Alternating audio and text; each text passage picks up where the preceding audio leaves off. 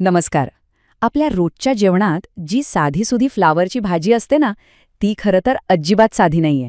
हो, या पांढऱ्या शुभ्र गड्ड्यामागे एक जबरदस्त इतिहास आणि खूप रंजक विज्ञान दडलेलं आहे. चला तर मग आज या आपल्या भारतीय फ्लावरच्या अनपेक्षित प्रवासाची गोष्ट जाणून घेऊया. आणि सुरुवातीलाच एक आश्चर्याचा धक्का.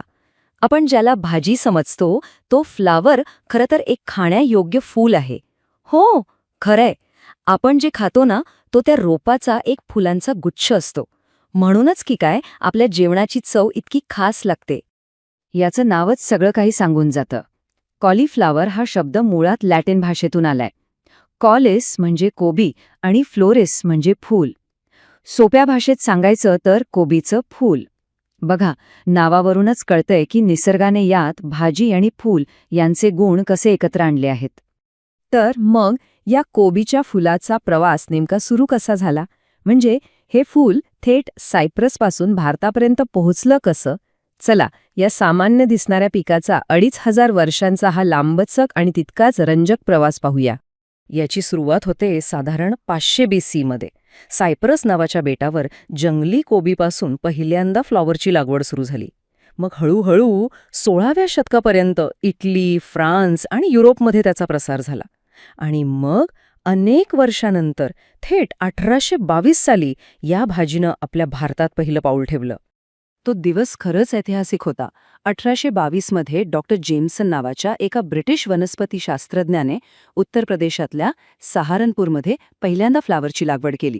म्हणजे बघा, ईस्ट इंडिया कंपनीच्या काळात या भाजीने आपल्या देशात एंट्री केली.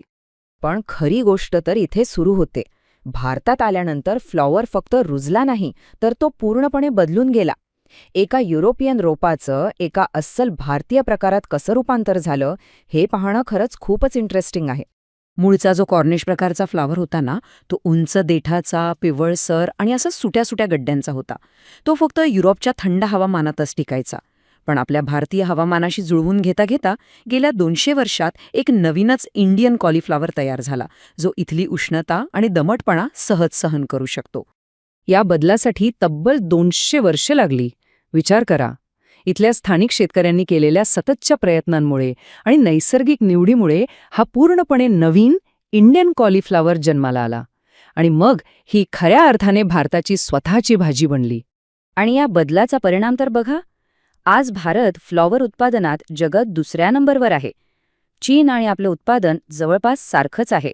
म्हणजे जगातल्या एकूण उत्पादनापैकी 1/3पेक्षा जास्त उत्पादन आपण करतो. हे या भाजीच्या यशस्वी भारतीयकरणाचं एक उत्तम उदाहरण आहे, नाही का? चला, आता जरा इतिहासातून विज्ञानाकडे वळूया. कारण फ्लावर म्हणजे फक्त जेवणातली एक भाजी नाही, तर ते एक पौष्टिकतेचं भांडार आहे. बघूया तरी यात असं काय खास आहे. सगळ्यात आधी फ्लॉरमध्ये जवळजवळ 92% पाणी असतं. त्यामुळे यात कॅलरीज खूप कमी असतात. शिवाय यात भरपूर dietary fibre, vitamin C, folate आणि आपल्या शरीराला लागणारी अनेक खनिजं असतात.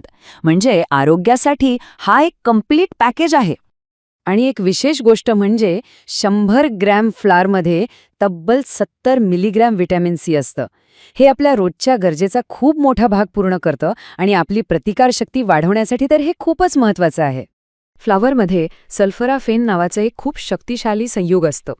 गंमत म्हणजे जेव्हा आपण फ्लॉवर कापतो किंवा चावतो ना, तेव्हाच हे संयुग तयार होतं. अनेक अभ्यासांमध्ये असं दिसून आलंय की यामुळे कर्करोगापासून संरक्षण मिळू शकतं. आता कळलं याला सुपरफूड का म्हणतात ते. पण यातली पोषक तत्व टिकवून कशी ठेवायची? तर एक गोष्ट लक्षात ठेवा, फ्लॉवरला जास्त उकडू नका. कारण असं केल्याने त्यातले तब्बल 75% फायदेशीर घटक नष्ट होऊ शकतात. त्याऐवजी त्याला वाफवून घ्या, मायक्रोवेव्ह करा किंवा मस्त परतून खा.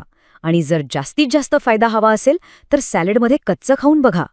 आता एक प्रश्न नक्कीच मनात येतो की फ्लॉवर सगळ्यांसाठीच चांगला आहे का? कारण प्रत्येक गोष्टीच्या 2 बाजू असतात, बरोबर? चला, आता याच्या काही मर्यादांबद्दल पण बोलूया. म्हणजे फ्लॉवर खाण्याआधी नक्की काय काळजी घेतली पाहिजे ते जाणून घेऊया.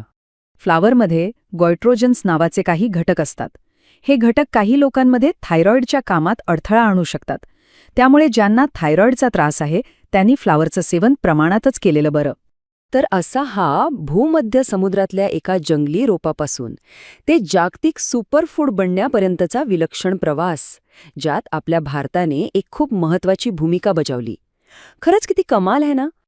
तर पुढच्या वेळी जेव्हा आपण फ्लॉवरची भाजी खाल तेव्हा त्याच्या या अद्भुत प्रवासाची आठवण नक्की करा आणि जरा विचार करा, आपल्या स्वयंपाकघरातल्या अशा आणखी कोणत्या सुपरफूडचा असाच एखादा लपलेला इतिहास असेल.